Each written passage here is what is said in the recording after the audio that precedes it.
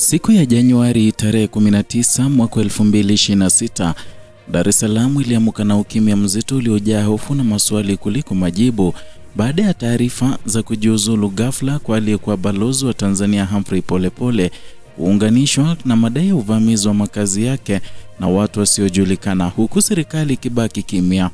Hili si tukio la kawaida la mabadiliko ya ajira za kidiplomasia, ni mlipuko wa wasiwasi unaogusa moja kwa moja usalama wa taifa haswa la Tanzania katika karne hii mpya.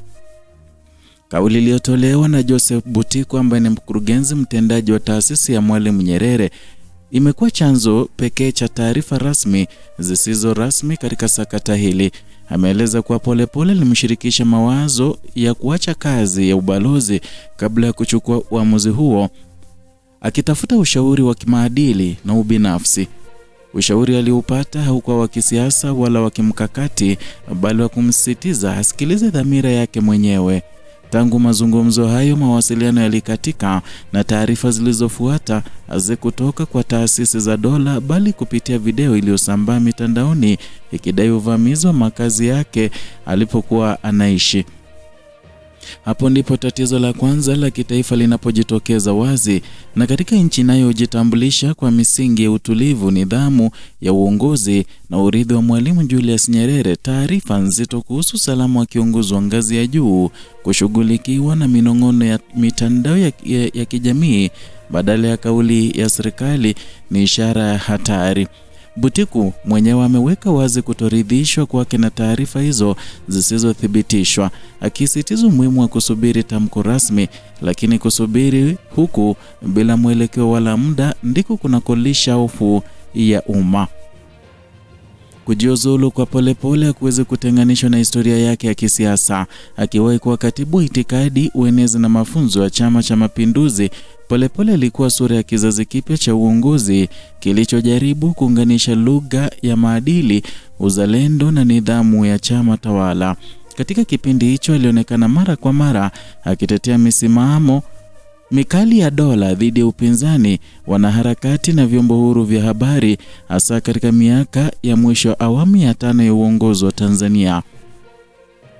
Baadaye alihamishwa kwenye diplomasia, hatua ambayo kwa wengi ilionekana kama mkondo wa kawaida wa kuimarisha uzoefu wa kitaifa na kimataifa.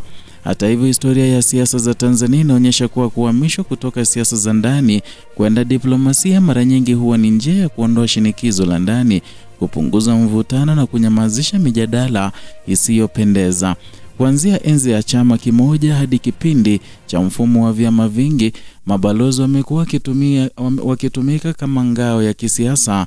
Kujiuzulu kwa Polepole kinyume na utaratibu huu kinavunja mwendelezo huu na kuacha swali la iwapo dhamira binafsi inaweza kweli kutenganishwa na mizani ya madaraka. Mjadala huu unakuwa mzito zaidi pale unapowekwa katika muktadha mpana wa hali ya haki za binadamu na uwazi wa kisiasa nchini Tanzania. Katika muongo mmoja uliopita, nchi imeshuhudia kukamatwa kwa wanasiasa wa upinzani, kufungwa kwa vyombo vya habari, kupitishwa kwa sheria zenye kudhibiti uhuru wa kujieleza na matumizi mapana ya vyombo vya dola kudhibiti maandamano ya mikutano ya kisiasa. Ingawa serikali imekuwa ikisisitiza kuwa hatua hizi ni kwa ajili ya kulinda amani na usalama wa taifa, taasisi za kikanda na kimataifa zikiwemo mashirika ya haki za binadamu Afrika Mashariki na wadau wa maendeleo zimekuwa zikieleza wasiwasi kuhusu mwelekeo huu. Ndani ya mazingira haya, taarifa zisizo rasmi za uvamizi na makazi uvamizi wa makazi yaliyekuwa balozi zinapata uzito wa kisiasa hata bila kuthibitishwa. Ni kwa sababu zinathibitisha tukio mbali, kwa sababu zinaonyesha pengo la imani kati ya serikali na wananchi, na pale ambapo mamlaka zinapokaa kimya, simulizi mbadala hujaza nafasi. Mitandao ya kijamii ambayo mara nyingi imekuwa adui na marafiki wa dola, kwa wakati mmoja inageuka kuwa chanzo kikuu cha habari bila vigezo vya uthibitisho wala uwajibikaji. Butiko amesisitiza kuwa taasisi ya Mwalimu Nyerere itaendelea na jukumu lake la kulinda misingi ya uongozi bora, maadili na uzalendo. Kauli hii, ingawa inaonekana ya kawaida, inabeba uzito wa kihistoria.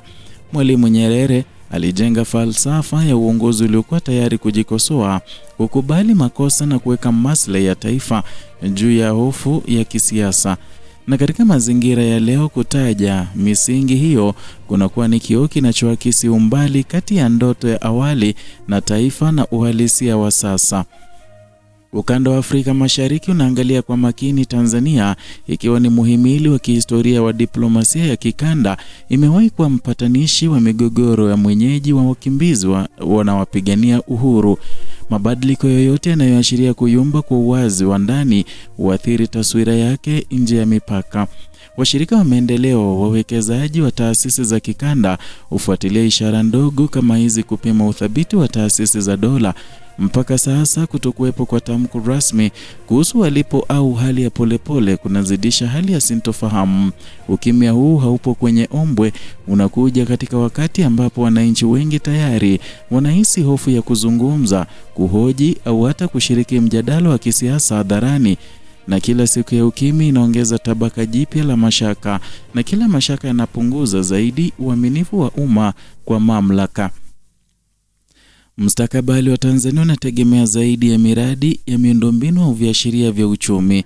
Unategemea ujasiri wa taasisi kusema ukweli, uwajibikaji wa viongozi kwa umma na uwezo wa dola kulinda hata wale waliokuwa sehemu yake wanapochagua kusikiliza dhamira zao binafsi. Sakata la polepole liwe na mjibu ama la majibu kani baadaye tayari limeacha alama. Linaonyesha kuwa ukimya unaweza kuwa sera, lakini pia ni hatari.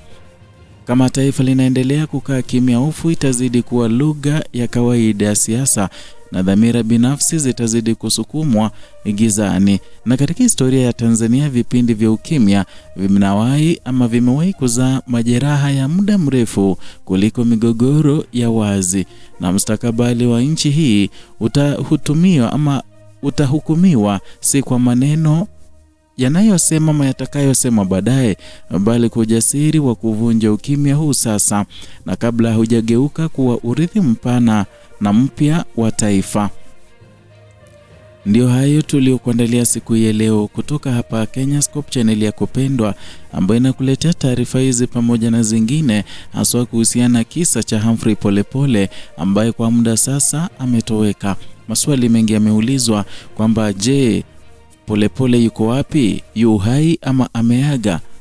Ni maswali ambayo haijapata majibu hadi kutokana na amri ama kutokana na mazungumzo yake mzee Joseph Butiku, ambaye ameeleza wazi kwamba walikuwa marafiki, ila sasa hawezi kujua na kubaini kwamba Humphrey Polepole yupo wapi. Ni hayo tuliokuandalia, na kumbuka kusubscribe, kulike na kushare video zetu, na vile gonga alama ya kengele ili uweze kuwa wa kwanza kupokea taarifa hizi pindi tu tunapozileta hewani moja kwa moja.